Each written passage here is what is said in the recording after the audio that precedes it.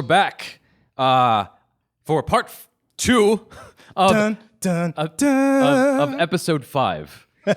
Last time, if you tuned in, we had such a long good thing. Was it really good? Both of which were horrible. That now we're going to get to our bad thing. Before we get to the bad thing, let's have a little chat, loosen up a little bit. You guys are seeing this spread out by a day. This is back-to-back for me, and I just watched my girlfriend cuss my best friend out, basically. So, when the camera stopped rolling, you have no idea what happened. Trust, it was balancing the force. So, Dennis Rodman. Dennis Rodman? For whatever reason, I was up late the other night, and I'm like, how's Dennis Rodman doing? For those of you who don't know who Dennis Rodman is, because you're young, he used to be a very, very, very valuable player for the Chicago Bulls, and before them, the Pistons. And I was just reading up about him, because it's like he's got like such a crazy look, and he was a professional NBA player, and you don't see that very often. In fact, I can't think of any professional NBA players now who match just like the eccentric nature, the outward appearance of Dennis Rodman. Nobody that I can think of. Well, he's definitely extreme with it. There are those that have elements of getting out on the fringe, but I think you're right. I don't think anybody's gone further than he has. If you guys have heard of him lately, it's mainly been associated with North Korea and his visits to North Korea. And I completely neglected to even think of that when I was reading about him. Because the picture on the Wikipedia page just shows him playing basketball, and I completely forgot about the North Korea thing and why I should not like him. He should totally have his own biopic, man.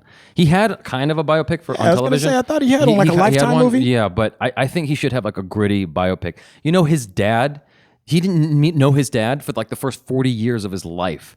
He has something in the vicinity of 40 siblings. 40 siblings. Wow. Can you even fucking fathom having 40 siblings? Vasectomy. 40 siblings. Who do you know? Who have you ever met in your life that has more than 10 siblings? Yeah. I knew a guy. It's obviously not all from the same mom. Who had 14 siblings. Yeah. But even that's insane. That's a lot. 40 conquers all. That's just an insane fucking number. He had a troubled childhood, and he didn't even know what he wanted to play when he was a kid. It's not like he loved basketball. He was trying to get into football also. Basketball was just he had this random growth spurt. This dude was 5'6" in his freshman year. And he just jumped up to fucking 6'6" somehow. I'm like, he had what his the Wheaties. Fuck? Yeah, he's definitely an interesting character, and I think that's one of the reasons why he had such success with the Detroit Pistons is because he found a really good, solid father figure in the coach, and not just in the coach, but in the team itself. Yeah. Individuals who don't have that firm, and he's he's super whitewashed too. Well, I mean, you are a product of your environment, right? So if that's who was showing him love, his surrogate family was Caucasian. They originally were resistant to him because he's black, but then for whatever reason, they just got along. But basically, the guy he befriended was this guy who was totally closed off because that dude accidentally killed his best friend. Oh, and Dennis Rodman was cool with him, and Dennis Rodman was like, "We can be friends." It's like it totally makes sense why he would be friends with the dictator of North Korea.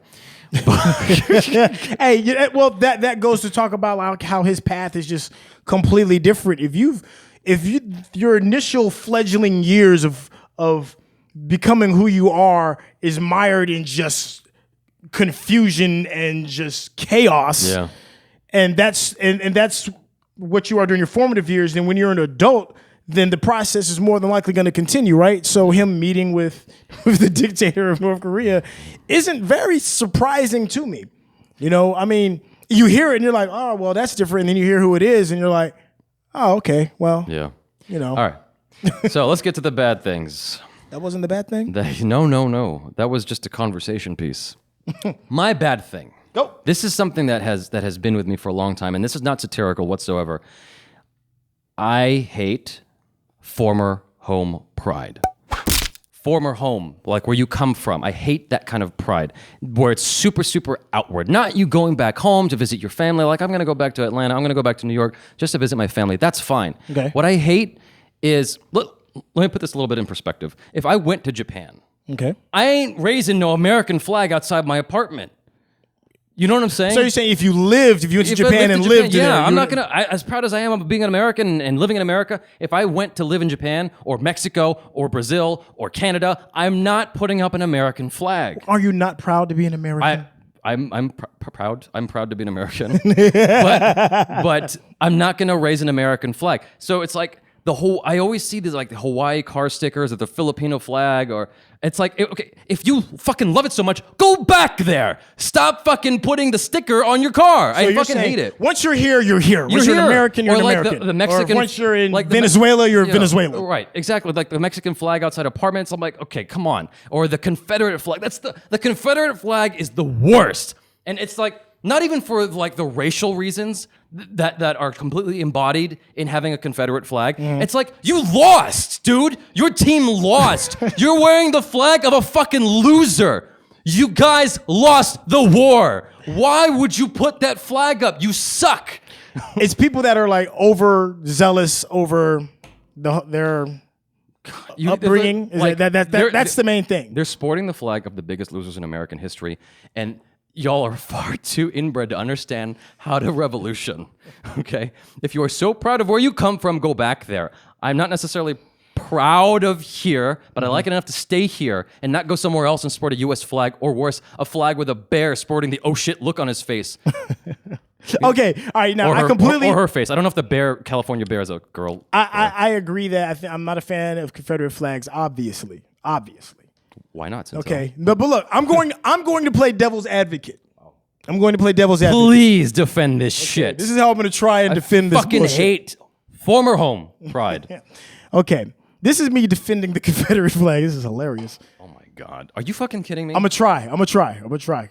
Just looking at that flag makes my blood boil. All right. For those individuals that wave that flag, it's not a symbol of loss for them. It's a cultural pride thing. It's a pride of how things used to be, and they're proud of that. So they're waving that to be like, this is what I'm come from, where what we thought was bullshit, but we're proud of that. And they're like, yes, this is us. Before you continue, define culture for me. As far as what they're What is a culture? What constitutes as a culture? Because I don't see the Confederate flag representing any kind of culture other than assholiousness and loserness. Okay. Now look. Fucking your sister.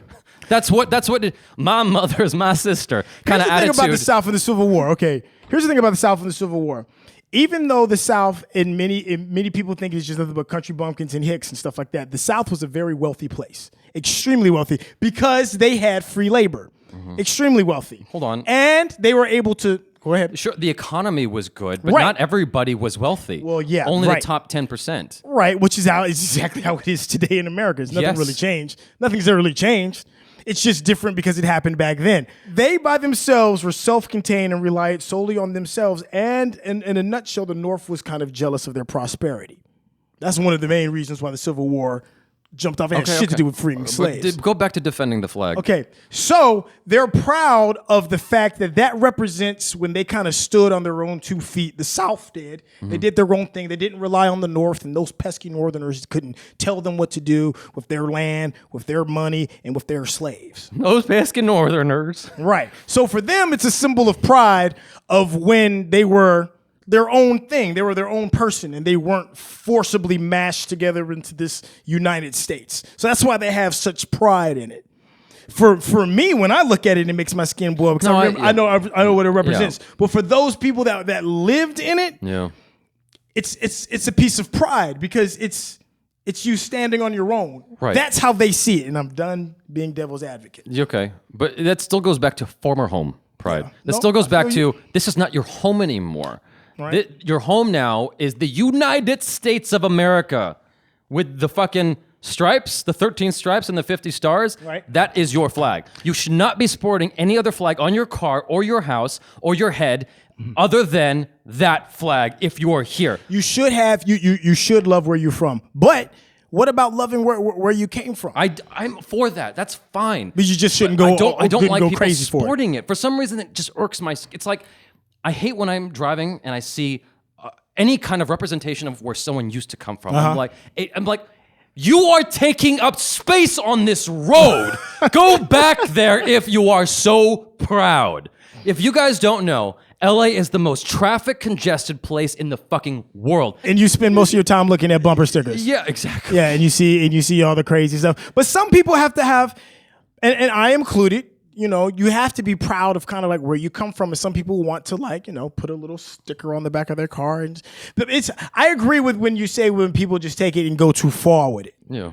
You know, and then you forget that there's a larger home team that we're a part of. Yeah. It's good to respect where you come from, but you also have to realize that we're kind of like all in it together. I remember when I was a kid, this was the weirdest experience for me. Mexico won the soccer game that year. I was like in 3rd grade, and my dad picked me up. And after Mexico won, it took us like an hour and a half to get home because Mexicans had flooded the streets and were like waving the Mexican flag. Why are you mad at that? And I'm like, where do you live, people? If you love it so much, go back there. But that's the thing about but that's the thing about Mexico. I'm just like, you guys should not be rooting for that country because there's a reason you fucking left that country. But they're proud of where they're from, and let's not forget that California used to be a part of Mexico. People forget about that. Yeah, we kind of snatched that shit from them. We did.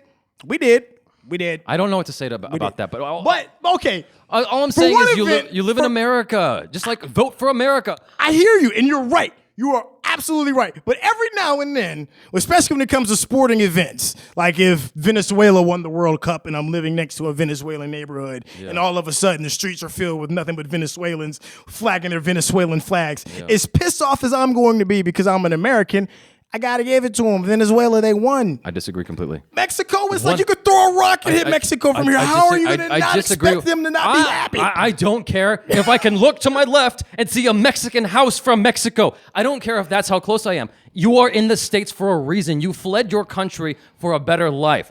Don't vote for the country that gave you the life you ran from. But you still got to be proud of where you're from. No, you don't if it sucked. If it sucked and you ran from it, why should you be proud of it? But not all Mexicans think their life sucked. They just wanted a better opportunity. Okay, so if the street was filled with a bunch of Canadians, I would be equally upset about it. Yeah, I would too. But still. I would be super upset. The thing is, it's like if I went to Mexico and the streets were flooded with Mexicans waving their flags going, yay, we won. Yes, exactly. You guys should be proud. Your country won and you live there. But if you have moved to America because your country wasn't giving you the life you wanted, you could not wave that fucking flag anymore. Are they supposed to just sit there and just be silent when they win? They didn't win. They're Americans. I'm just saying, if they did. But they did not because they're American. If you want your American citizenship, if you want to be considered an American just like me, just like the rest of us, wave an American flag. That's all I'm saying. I'm all for all the fucking Mexicans from Mexico coming here. I don't care if you cross the border. It doesn't matter if they're Mexican. It's whatever. It's not just Mexico. It's anybody that's not from here being overzealous about the victory. Being in Los Angeles, that's the one that's most prevalent to me. Oh yeah, because if you lived in North Dakota, it would be Canadians. Or if you lived in Seattle, it would be Canadians. Yeah, and if I lived there, if you lived in Florida, it would be Cubans. And if Canadians were waving their fucking flag, I would be pissed. It would upset me dearly because I'm like, there's a reason why you moved here. I don't know why. Is it possible that you're an over-nationalist as an American? Hell no. Not in the least. If you don't like America. It's not that they're saying, fuck you, America. They're just saying. That's what it feels like. That's what it feels like to me. That's exactly my problem is people come here and they don't want to abandon what they had before. It's like yes, you must. You must abandon what you had before. You must adapt. You can't. Okay, well, maybe it's because as an African American, most of our history has been erased outside of when we got here. Most African Americans have a difficult time finding their heritage past the slave ships that brought them in. So history for us it may be a little bit different because most of it has been erased. So if I were able, and many of us were able to have some certainty as to where we came from originally, I can guarantee you there would be pride in it. There would be flags of the Ivory Coast or Nigeria or whatever African country that you know that your people came from. Most of us don't have that, so instead we wave like Knicks banners or Atlanta Falcons flags. There's an importance to celebrating your history. Try doing that in Mexico.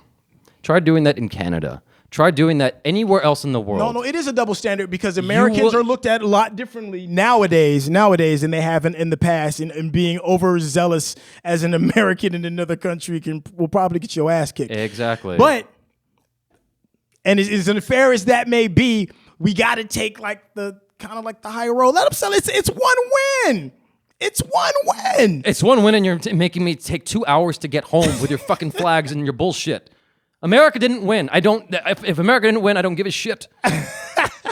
I don't even watch sports. But it's like I'm only gonna root for America in the World Cup of whatever. I don't have a problem with that at all, man. You're American. You should absolutely do it. Yep. Absolutely. I get the anger. I totally get it. But I also understand that if you come from someplace, you want to celebrate it, especially if you win. And there's also that shit talk, man. It's like, we beat y'all. Yeah. Are you okay over there? I was trying to get on my seat and I slipped out of it or whatever. Go to your bad thing, man. We're gonna have to have a part 3 to this fucking thing. What was my bad thing? So in the news, there's all of this hurrah and stuff going over the Mars mission that's supposed to be happening in the next, 20 years. We're supposed to have a manned colony on Mars. And they've opened up the registration for volunteers to sign up and be like, hey, we'll fly you on a one-way trip. That's just going. Your ass ain't coming back. Yeah. And if you're down with that, that's cool. And they've had over thousands of applicants who are like, yeah, man, sign me up. Shoot me to Mars. Yeah. This is a terrible idea. Why? You know why? Because when I was in the 3rd grade, there was this thing where everybody got all riled up just like this. And it was called Putting a Teacher in Space. And there was a teacher named Christy McAuliffe. And I remember sitting in my 3rd grade class in Mr. Marzek's room, and we're all watching the Challenger go up, and we're all like, go, go, go. And then the poof. And we're all sitting there like, go, go, go. And Mr. Marzek's looking, and he turns the TV off, and he's like, open up your math books because we're going to go over some of these problems. And we're like, well, what's going on? Christy McAuliffe, the first teacher in space. I see that happening with the Mars mission, but on an epic scale. And what makes it even worse is that we don't live in the days of back in 86 when the Challenger exploded and there was one camera on it. No, we live in the days where every single person on that Mars mission is going to have their own personal camera on their phone. They're going to have a helmet cam. They're going to have cams on their suits, on their rovers inside of their. It's going to be like Big Brother, okay. but on Mars. And the type of deaths and shit that we're going to see is going to absolutely traumatize people. And just like in the Vietnam War, where everything changed when they brought cameras in and showed the real atrocities of war, you're going to see the real atrocities of what happens when you put somebody on another planet and shit goes bad. Right. Why is this a bad thing? We're not ready for that. You don't want to see somebody walk out in the middle of the Mars landscape and some weird sand beast snatches them up on live TV. There's no weird sand beasts out there. How do you know? Because they've done studies on the planet. You know how big that fucking planet is? They've got cameras orbiting the planet all the time taking photos. They've got rovers on the fucking planet. Rovers have not reported back any fucking creatures. You'd think at least one would show up if there was any life. All right, damn the fact that there might be a big, gigantic sand beast out there. It's still a hostile environment. There is life on Mars. It's just microorganisms. That could potentially cause be a threat. We know of, exactly. So what if they catch some weird Martian flu? It could happen. And their eyes are leaking out on national TV. It's not a fucking horror movie. Why isn't it? They said the same thing about Christy McAuliffe, me in my 3rd grade class. Go, go, go. And then the horror hit. It's not okay. It wasn't a horror? You don't remember the Christy McAuliffe jokes? What color are Christy McAuliffe's eyes? Blue. One blue this way, the other blue that way.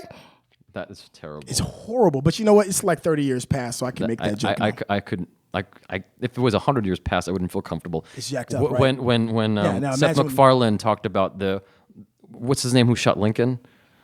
John Wilkes Booth. John Wilkes Booth. He's like, he said something about how Daniel Day-Lewis got into Lincoln's head, but no one got into Lincoln's head better than John Wilkes Booth. Ooh. And I was like, Too soon. Even though it can't be too soon. It's like over 100 years. It's been over 100 years, and that still feels wrong. Like it's like, oh, that hurt. I couldn't laugh.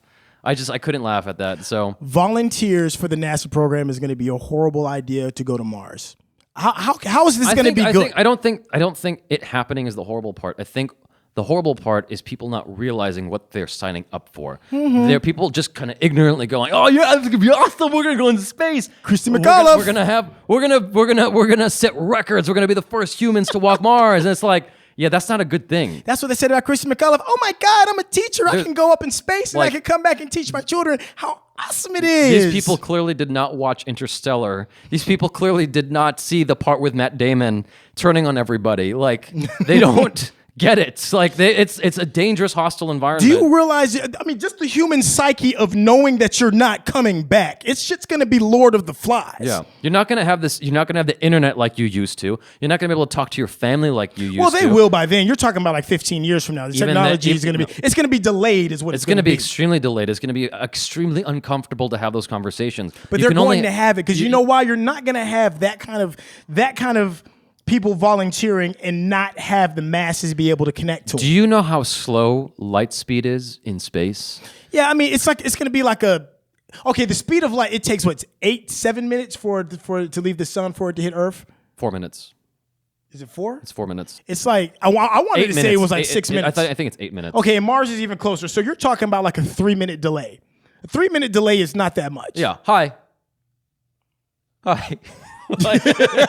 But you'll be able to communicate with these people that are going to be on the Martian planet. All right? And I'm telling you, Lord of the Flies, there's going to be something that's going to change in people when they realize nobody's coming to save your ass. And this is going to be televised. Don't get it twisted. Don't think it's not going to be televised. Sunlight takes 8 minutes and 20 seconds 8 to minutes. reach Earth. Right. So it's going to take at least 6 to get from Mars. I'm sure on YouTube you can find it somewhere. But when I was going to say Lance Armstrong. Who was on the moon? Yeah. Neil Armstrong, right? Yeah. When he was on the moon, I'm sure you can find video of this on YouTube. When he was communicating back with NASA, he was getting frustrated because of the 1 second delay of conversation because light speed is too slow for communication. Communicating to Mars is going to be way fucking worse than the moon. It's going to take minutes, but you will still be able to communicate. It's going to hurt. It's going to. You know what's going to really suck? This is what's going to happen because of that delay. This is what's going to really make it jacked up. They're going to be talking to somebody. And they're going to be out like, look at the Martian Valley and blah blah blah. And then some dude's going to come around and like knife him in the back. And then by the time we get the image, we're going to be like, oh shit, we got like 5 more minutes of this jacked up stuff that's going to be happening. In the back of your mind, you're going to be wondering, you're like, dang, is he still alive because of that delay? Right. You're going to be like, oh, his organs are going to be spewed all over the Martian sand. You're talking about the ending of Scream. Yeah. Oh, yeah, with the delay. Yeah. Well, I'm just saying it's not going to work well. Anyway. Lord of the Flies. I'm for the Mars mission. I'm all for it. I just don't like people not realizing. I'm sure NASA's going to weed these people out. And, I'd hope so. And really like. See, but that goes on something else. Okay, like with the SpaceX program, where a lot of the funding is not going directly to NASA, whereas more as private organizations that are leading the forefront in trying to move humanity forward in space exploration, if that makes sense. So it may not be a government-funded thing as of right now it is, but future endeavors with people volunteering to do these jobs, they could be privately done. Now imagine somebody like, say MTV, being like, hey, we're going to have the new real world Venus or the new real world Titan on Jupiter. Right. You think they're going to give a shit? It's going to be a ratings thing, man. I think this is the beginning of the end. You know what my problem with NASA is more than anything? What's that? Is them exploring any planets that are closer to the sun.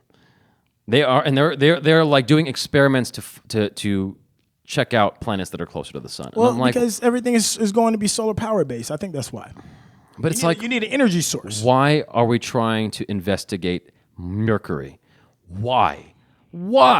It's the closest planet to the sun. We can't go there. We can't live there.